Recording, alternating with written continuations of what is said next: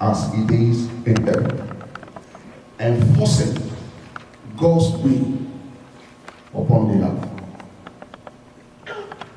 Jesus speaking, thy will be done. This is our month of heaven on earth. And it's my prayer that we will enjoy the reality of heaven in every aspect of our life. And we see that brother, we see in his testimony how God fought for him. And the scripture that was shared with us during our Friday prayer meeting, that the Lord will be your defense. The Lord is my defense.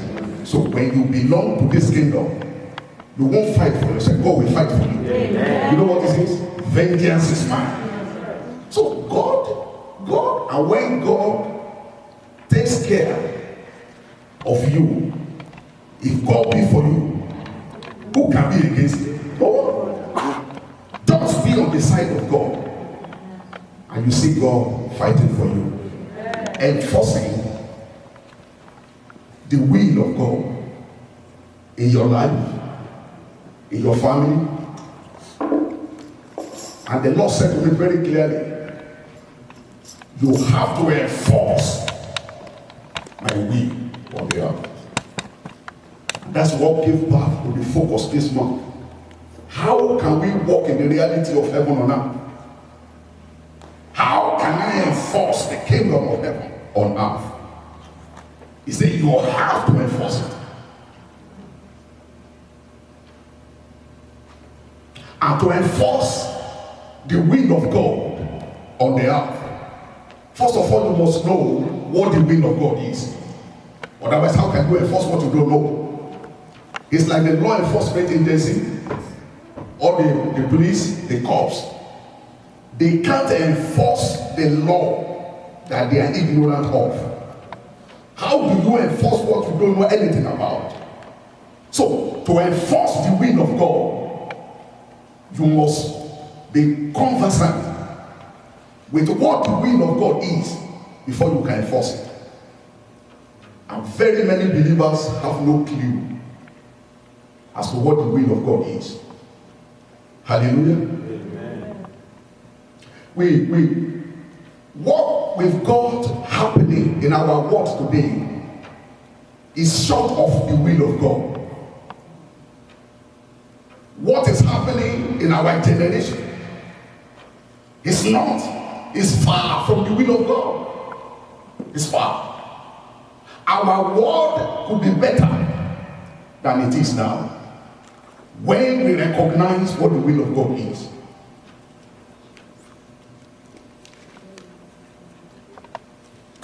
If you are not lending to nations yet, if you are still borrowing money, you are not there yet. You are not there yet. If you are still a borrower, you are not lending to nations yet, you are not there. So there is still work to do. Because scripture says, you will lend to nations, and thou shalt not borrow. So if you are still living on borrowed money, you are not there yet. Listen, church. If you are eating the fruit of your labor, you are not there yet. That is the Old Testament order. Don't pray for me that I will eat the fruit of my labor.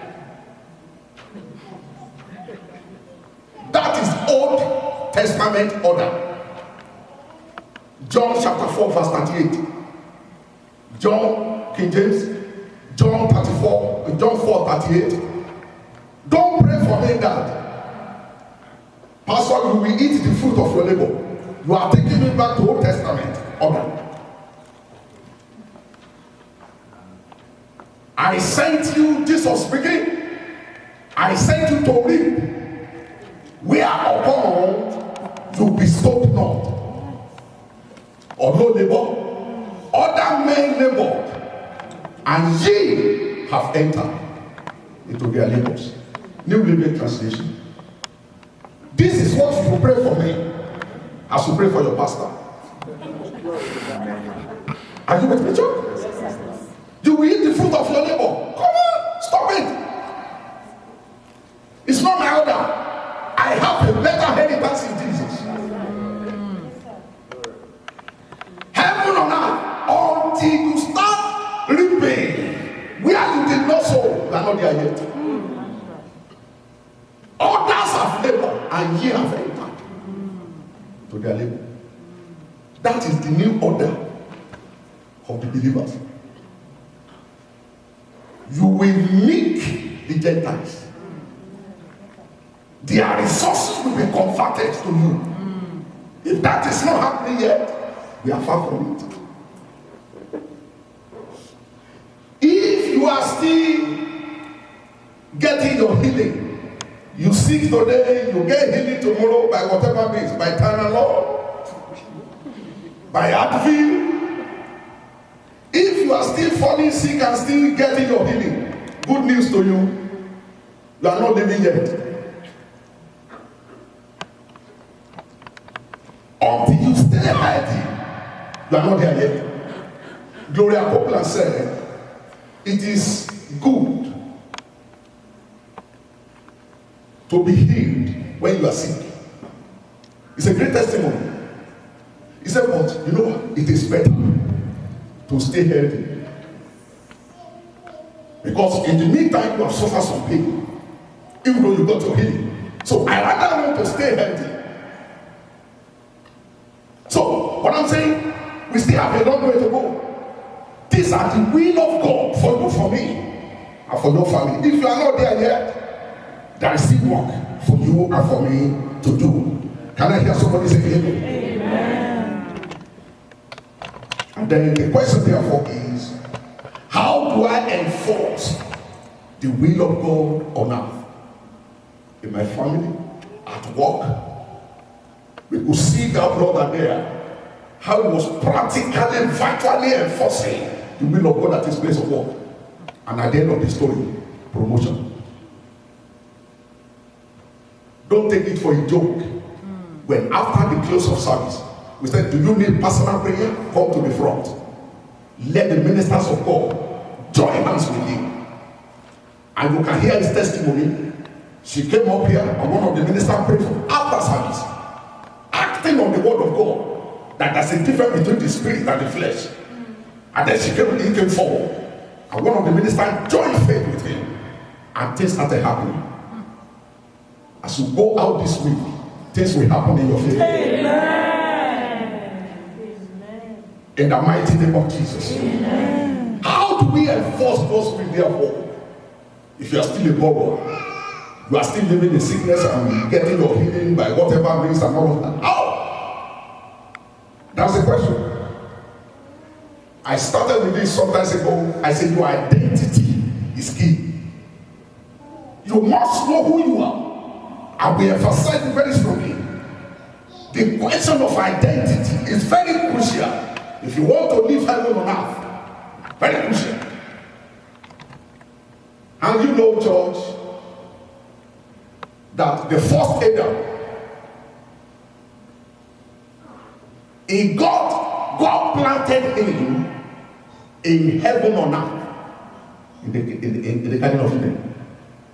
Eden is God's presence. It's not a physical place. Although the Jehovah Witnesses, they have made us to realize that there is a garden and then you have all the fruit there and somebody was eating the fruit. It's an atmosphere. That's why all the archaeologists in the world, they can't find it today. You can't be looking for what you can't find. There is no Eden anywhere. It's an atmosphere. It's God's presence. It's like the globe, the earth, and God put a spot there as his atmosphere, the lifestyle, heaven on earth. On that spot, and he put his man there. But Adam lost it. How? Because of the issue of identity. Genesis chapter 3, verses 3 and 4. Genesis 3, 3 and 4. That was how Adam, our first parent, that's how they lost it. How did they lose? How did they lose it? Now, with the encounter with Satan and Eve anyway, it is only the fruit from the tree, this is the devil speaking, in the middle of the garden that we are not allowed to eat. God said you must not eat of it or even touch it. If you do, you will die. Now see the response of the devil. You won't die. The serpent replied and said to the woman, come on, you want to give me that scripture, please? God knows that your eyes will be open. And as soon as you eat it, you will be like God, knowing good and evil. And then they fell for it. Adam lost it out because he didn't know who he was. Look at that scripture. Was Adam, wasn't he like God before? Come on, church. He was like God from Genesis 1:26. Come, let us make man in our image, after our likeness. So, before the fall, as far as God is concerned, Adam was God in our likeness. And now Satan is telling him, when you eat it, you will be like him. And then he fell for it. If Adam had responded, I am a God already, you think he was going to fall? He didn't know that he was a God. And that was why when God was sending Moses back to Pharaoh, I am sending you back as a God. And Jesus speaking, he said, ye are gods, and all of you are children of the Most High. If you can't sort out the issue of your identity, devil will toss you here and there. Adam lost it because he never knew that he was a God. And also, in an attempt to be like God, he fell for Satan.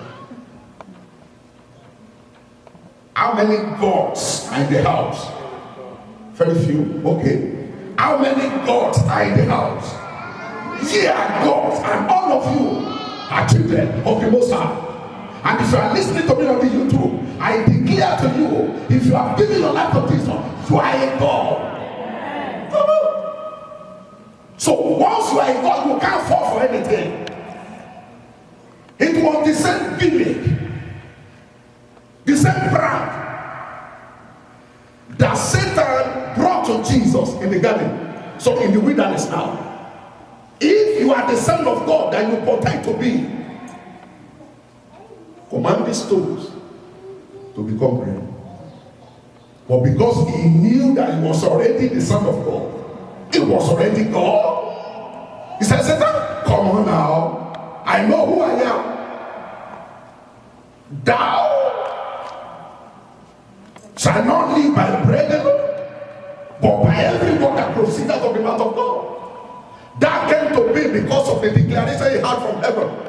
Heaven opened, and there came a voice declaring the sonship of Jesus. As soon as the devil heard, he went on rampage. I'm going to test you on your sonship. If you are the Son of God, command this stone to become bread. Now Jesus passed test 1. But he didn't stop there. He took him up. You know the 3 temptations. He took him up. If you are the Son of God, throw yourself down. The angels are there. They will bear you up on eagle's wing, so that you will not dash your feet again. What was he going for? Identity. And Jesus said, come on, I am the Son of God. If I'm going to trip down there, I know the angels. So it's not me that will prove to me that I'm the Son of God. It's all of the issue of identity. So they came to John. They said, John, tell us, verse 19, John chapter 1, tell us, who are you? Are you Elijah? Who are you? Are you the prophet? He said, no. I know who I am. I am the voice of one crying in the wilderness, preparing the way of the Lord. End of story. And when it was Jesus' turn, they said, who are you? Tell us who you are. Are you John? He said, no. Are you son of the carpenter? He said, no. Who are you, one of the prophets? I said, no. I am the way. I am the truth. I am the life. I am the door. I am the resurrection. I am the bread of life. So he knew who he was. And with that mentality, he was able to address every issue of life that stared at him in the face.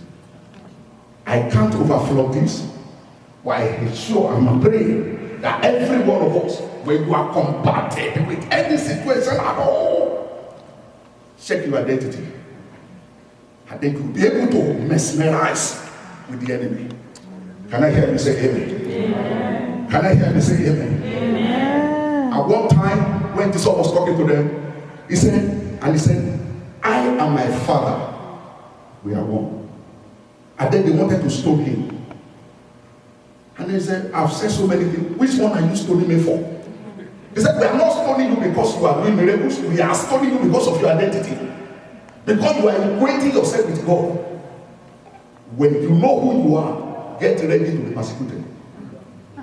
Oh, come on, get ready. Because people, they were filled with indignation. They said, no, we are not stoning you because of the miracle. We are stoning you because you are equating yourself. He said, it is written in your law already. Ye are gods. So I'm not telling you something new. When you know your identity, get ready. It's going to be attacked. Satan attacked Jesus on such you. Get ready for it. But once you know it, you won't yield your ground. May you not yield your ground. Amen. Can I hear you talk? Say amen. Amen. Can I hear you say amen? Amen. And one of the beautiful things I like about the so-called prodigal son was identity. After he had lost all, he recovered everything on the platform of his discovery. And he came to himself. Said, why will I be struggling with the pigs? I know where I came from. If I don't know where I'm going, I know where I'm coming from. I will go back to my father. And no devil will stop him. And the Bible said he arose. I was thinking that the devil who made him to lose all the resources will say, don't go, don't go. He arose and left and went to his father and he recovered all. Discovery is the pathway to recovery. When you can discover who you are, you can recover everything on the face of the earth. Come and say identity. Come and say my identity. Come and say my identity. That's very crucial. Within the time available, let me share with you three things quickly. With the space of time at my disposal, I want to share with you three pictures that the scripture painted about you. Three pictures. I think you need to have this picture not only for this week, for the rest of your life. Three pictures that God painted concerning who you are. Number one, heirs of the kingdom. You are heirs of the kingdom. Can I hear somebody say amen? Romans 8 verse 17. Heirs of the kingdom. Our brother was sharing the scripture with us this morning, talking about Jesus. Of him, through him, to him are all things. By him, through him, to him, Jesus, we have access to all things. Heirs of the kingdom. And if children, they heirs of God, joint heirs with Christ. If you are in this kingdom, you are the heirs of God. You are the joint heirs of Christ. What that means is that whatever Jesus enjoyed, you can enjoy. Whatever Jesus enjoyed, you can enjoy. You know what? You are tied to Jesus. You are grafted in the kingdom. If children, then the heirs of God, who is an heir, and here is someone who has the right to an inheritance. Who is an heir, and here is a co-owner. And God is the owner of all things. So you have access to everything. May the house of Jacob possess their possessions. May you possess your possessions. In the name of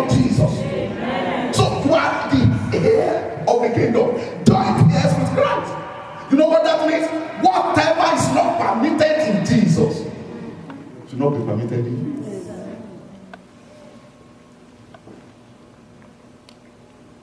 You know, the redeemed of the Lord.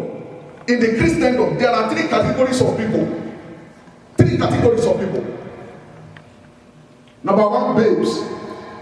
And I want you to know where you are. There are babes in the kingdom.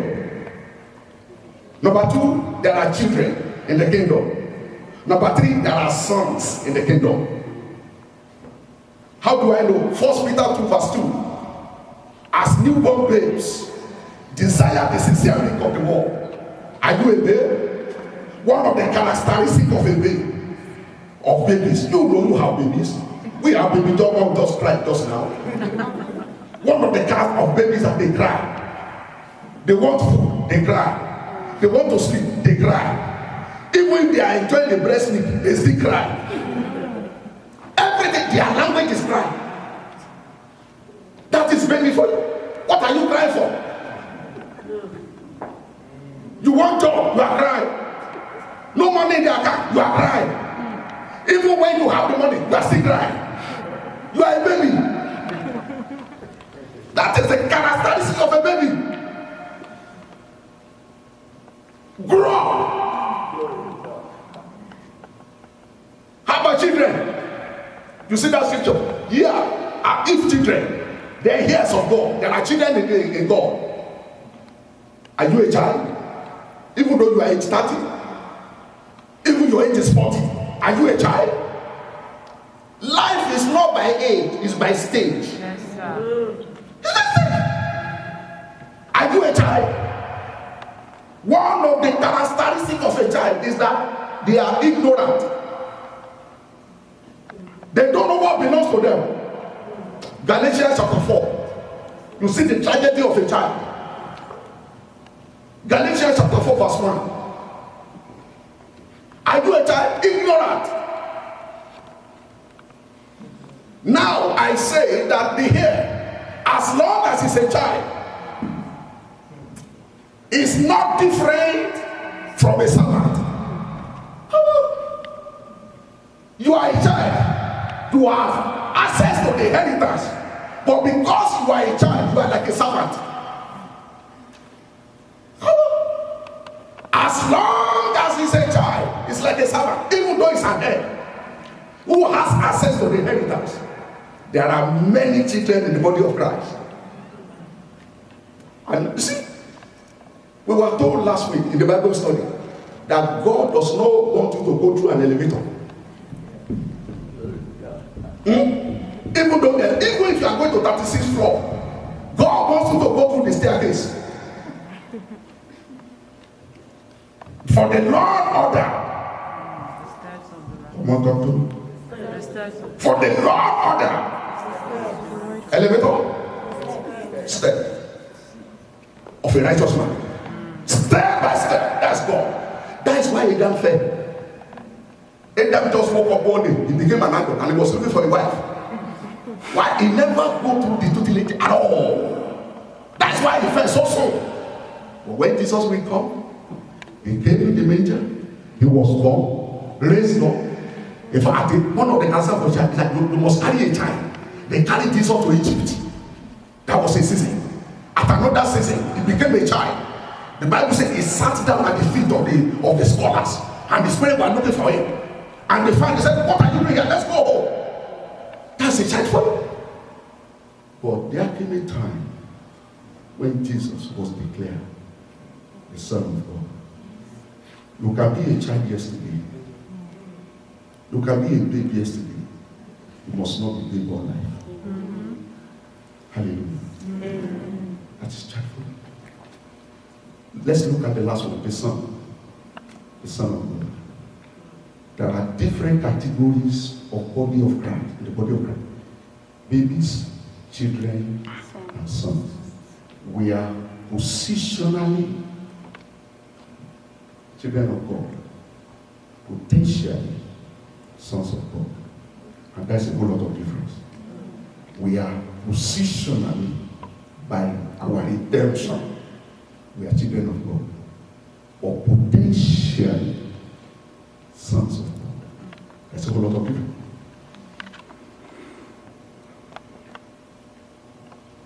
Praise God. Who are you? Babe? Somebody's crying for everything? Or a child who doesn't know his right from the wrong, who doesn't know anything? Who are you? Or are you a son? One of the characteristics of a son is a power, authority. Romans chapter 1 verse 3 and 4. Romans 1, 3 and 4. Son of power. As many as received him, John 1:12. To them gave him power to be called the sons of God. You don't give power to children. They don't know what to do with it. But when you give a son power, he knows what to do with his power. Can I hear you say amen in the house? Amen. I have 4 girls. We have 4 cars or 3 cars in our household. When they were children, I will use one, my wife uses one. There's another one there. When they were children and they don't know how to drive, they can stay at the bus stop till their kingdom come. And yet the car is in the house. That nobody is driving. Now I'm trying to get the 4th one. You know what I'm trying to say? The resources is there, but because they are children, they can't. So they go. I say, I won't carry you to go to downtown. Go to downtown by yourself. You don't want to get your G1. You don't want to get your so stay there. And they will stay at the bus stop for 2 hours, waiting for a bus. God help you if it's not in the snow. But the resources are there because they are children. Hallelujah. Now they grow up. Now they are driving. It makes life easy for me. It makes life easy much more for them. Why? They have grown up. They have stepped up. Once upon a time, when I see them, they said, Daddy, can I take the car? I said, where are you going? I'm going to the mall. I said, okay, go. And then they go.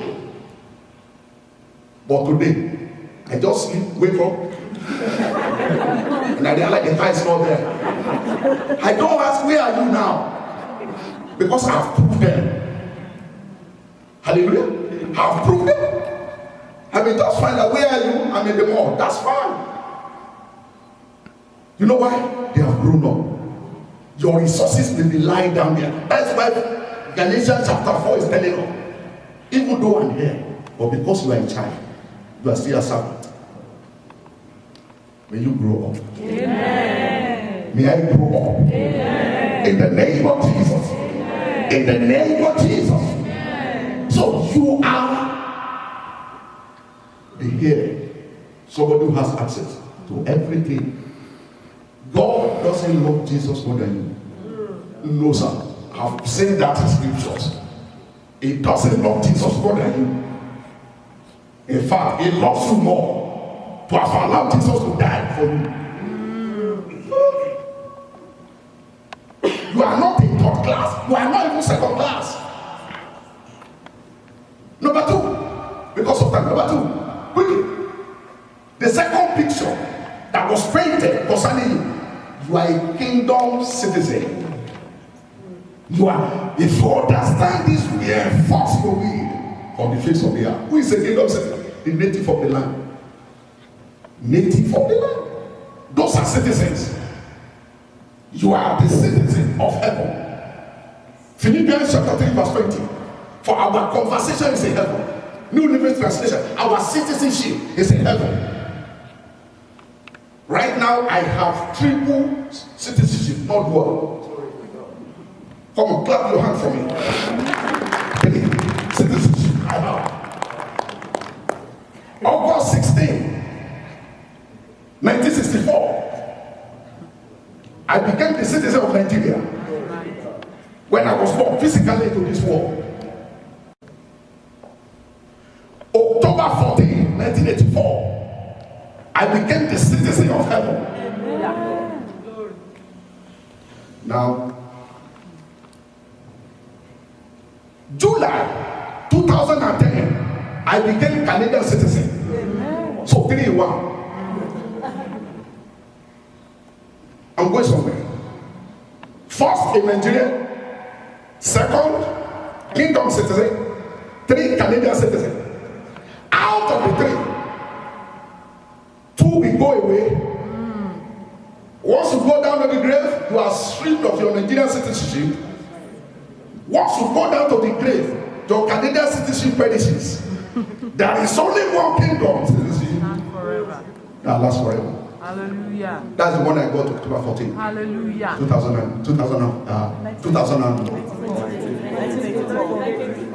1984. Hallelujah. Hallelujah. People are dying to become citizens of America. They are dying to become citizens of Canada. And they are not careful to become a citizen that will last all eternity.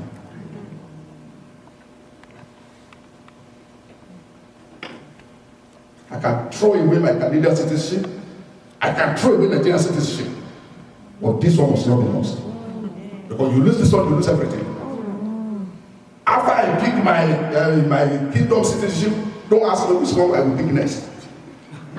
Just don't ask me about that. But I'm telling you of the one that is superior to every other citizenship. Hallelujah. And because you are a kingdom citizen, there are rights and privileges and responsibilities attached to your citizenship.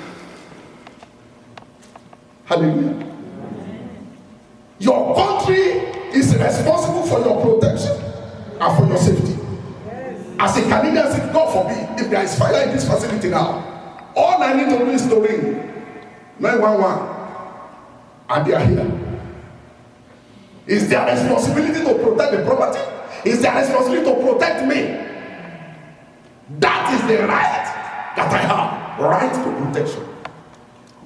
If you are a kingdom citizen, you have the right of protection from heaven. I show you Psalm 91. You know that story? You know that story? I have commanded the angels to guide you in all your ways. If you dash your feet against a stone, you will receive it with. It is only when you get to heaven and you open the file of your angel that you will know how many queries they have received on your account. That time you had accident, your angel received query. And the query could be Sarah. She didn't follow the law. The law was that you have time to rest, you must rest. And she didn't rest, or he didn't rest. He was walking 2, 3, 5 doors. No time for him to rest. So he slept off. I tried to wake him up. And God said, okay. I'm okay. You understand what I'm saying? There are queries there. Can you imagine? As long as you dash your feet against the storm. When you sleep and you are snoring. If they dare sleep, they receive query. You know why? Kingdom citizen. That's what you want. That's your right. How about your privileges? Your citizenship is a privilege. Canadian citizen, under certain extenuating circumstances, they can revoke your citizenship. If you are a terrorist, for instance, even though you came from Jordan or from Iran, and you are a Canadian citizen, right now, by the C-24, they can revoke your citizenship because you are a terrorist. Hello? So don't say I'm not a Canadian citizen. It can still be revoked. Even if you are born here and you are not an immigrant, you know what they do? Although they can't send you to Jordan, they will confine you in the cell, life sentence. So I mean, of what use it is? If you are in Canada and you are not in Canada, they put you in the cell. Although they can't deport you, there's nowhere to deport you, but they can deport you into the prison. And they keep you there, you pull up there until you die. So they can withdraw your citizenship because it's a privilege. That's why don't listen to nobody who tells you once you are saved, you are forever saved. It's a fallacy. It's an heresy. Forever saved, saved now, and you are saved. No, sir. Work out your salvation with fear. So it has to be worked out. You have to maintain it. He said, lay hold fast to that which you have received, so that nobody takes it, meaning it can be taken away. So don't let nobody deceive you. Once you are saved, you have to assiduously guard your salvation. Can I hear you say amen? Amen. Do you know your passport will be withdrawn? That's your Canadian passport, your Ghanaian passport, your American passport can be withdrawn. It's not your property. It's a privilege. Look at it when you get home. They said this is the privilege of this home of the country. So it can be withdrawn. How about your responsibilities? Do you pay taxes here? Yes. They don't tell me yes. Because you don't want to pay. And they know you don't want to pay. So they take it from source. They take it from source. Because they know you might not want to pay. It is your responsibility. So when I tell you I call 911, for 911 to drive down here, it takes some fuel. It takes some energy, some resources, ambulances, everything coming together. And say thank you, everything is set now, you can go. When you send your children to school, when they pay for your road, it's going through like your taxes. So when you don't pay your tax, it's a crime. It's what? Now, as a kingdom citizen, you know you have to pay your tax. Pardon me. You have to pay your tax. As a heavenly citizen, we don't call it tax, we call it tithe. So that there will be food in the house. Now, it's a crime. And he who commits crime is a criminal. So it's a crime if you don't pay your tax in Canada. I don't know other countries. You don't pay your tithe. We don't say it's a crime. We say you are a robber. It's the same language, the same thing we are saying. He said, you have robbed me. How? I'm not paying your tithe. So you have responsibilities. In fact, I call it covenant responsibilities. If you don't pay your tithe, we can't be here. They will drive us out. So you won't enjoy the message you are enjoying now. You have rights, you have responsibilities, you have privileges as well. But by kingdom citizenship. Number 3, as I close. Don't forget number 1, heirs of the kingdom. Number 2, number 3, kingdom ambassadors. Come on now. 2 Corinthians 5, verse 20. You are an ambassador for Christ. Kingdom ambassadors. I have privilege to interact a little bit with some of the ambassadors in the land. You know one of the things they enjoy? We call it political diplomatic immunity. In the country that they are serving, even if they commit any crime. There was a time an American diplomat ran into a boy on the highway and killed him. Now, if you are in Nigeria, you will end up in jail. But because it's an American ambassador or diplomat, the worst they could do was to deport him. You can't live here anymore. That's the worst. Immunity. Even if they commit any crime, they send them back to their home country. They are the ambassadors. Otherwise, you'll be asking for trouble. You don't give. Sir, anytime you enter ambassadorial office, the high commission office, the first thing you see is their flag. Jesus is my banner. Amen. You see the American flag, you see the Canadian flag, as you enter their territory. Although they live in another country, but their environment is like they are living in Canada. Church, they don't depend on the economy of their host country. They are not paid in rupees. If you are in India, they pay them in dollars. Your salary scale is not based on your home country. It's based on the country that you came from. Those are the privileges of an ambassador. They live as if they were in their home country. In fact, they eat the food of their country when they are in the host country. Are you with me? I wish I were an ambassador. I'm just giving you. I love what I do. I love my preaching. And thank God for your life for listening to me. I love what I do. But those guys, I envy them. They collect their money in dollars. They spread. By the time they say there's money on the ground. Come on. You are an ambassador for Christ. Amen. Who is an ambassador? Authorized messenger, authorized agent, diplomat to declare, I'm sending you out this week as an ambassador for Christ. Amen. Let your environment be influenced by your home country. Your language must be kingdom language. Your mentality must be kingdom mentality. And I see God blessing you. Amen. In the name of Jesus. Amen. I want to pray with you. Can you rise up on your feet? You are the heirs of the kingdom. You are kingdom citizen. You are an ambassador for Christ. You are an ambassador for Christ. Don't let this word influence you, influence your world. Ephesians chapter 1. Let's pray with this quickly. Ephesians chapter 1, verse 22. Ephesians 1:22. Message. He said, the church is not peripheral to the world, but the world peripheral to the church. You are not peripheral to the world. The world is not supposed to influence you. You are supposed to influence the world. I read the scripture this morning. It threw me apart. Our brother was sharing with you. Is there no king in thee? Micah chapter 4 verse 9. Why then do you still cry? Is there no king in thee?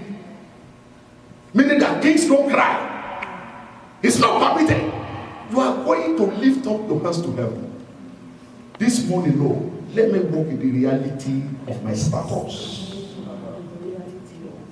Lord, let me walk, live, talk according to the reality that is commensurate with my status. I want you to pray.